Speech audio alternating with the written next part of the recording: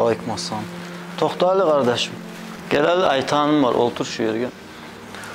Ne oldu kardeş? Ağlasayım ben biraz. Acayip tamaşa olum sen çalt namaz kılan kuyunga. Yarama hiç olay kardeşim. Ya ağlasayım daha neçe getireyim daha. يا أيها النبي اتق الله ولا تطع الكافرين والمنافقين إن الله كان عليما حكيما واتبع ما يوحى إليك من ربك إن الله كان بما تعملون خبيرا. Algasan amman sen kılgan kuyda namazların sana olmay kardeşim. Yemek sana lan başkalar etmeyi hiç olağana gitmeysiniz. Seni tüzlemek için aytamam. Eşitkenme o hvallardan şulay yaramay kanlı. Ya bizim ata babalarımız da etken şok hepten eteği gali. Biz hatta bulmayı. Alimler aytan kuyda gile kılmatara kılan namazları. Sadakallahul azim. Ya kim alim ayta şunu?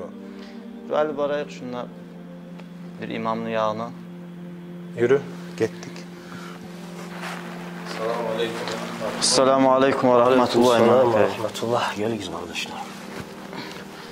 Şu namazın hakkından bir iki sorağımız var idi. Aytı güzel.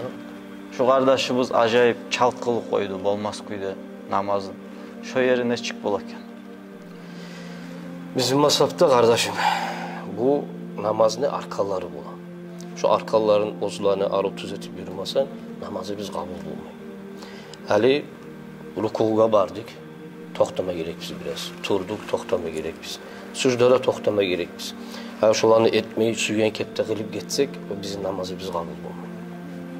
Toxtayan kadarı Subhanallah deyip şu sözünü aytayınca kadar da hatta şöyle toxtama gerek.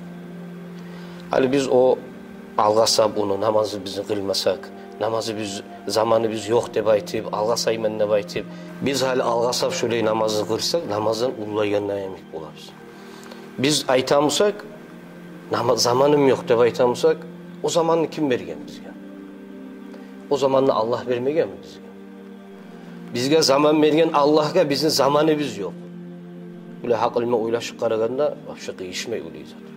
Bu sayede kardeşler namaza giriş ayağından her bir yerini giyinip, her bir yerini tuzulap, arkalarımız açılmasın deyip, Allah'ın alnını eğri tura bize baytip, yürekli Allah'ını geltirip, başından başlayıp, ahırına eğirli, Allah'ın tutkan kepti, namaz kılmatı arabız.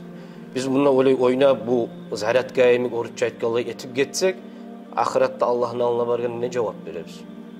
Kardeş seni kulum, namazların kabul bulmadı dese ne etip? Zamanı biz yok öyle Allah. Allah sayırık diyecek bizim. Ne çıkıyor tabiz? Değişmek bile hakkılmanı öyle çıkarırsın.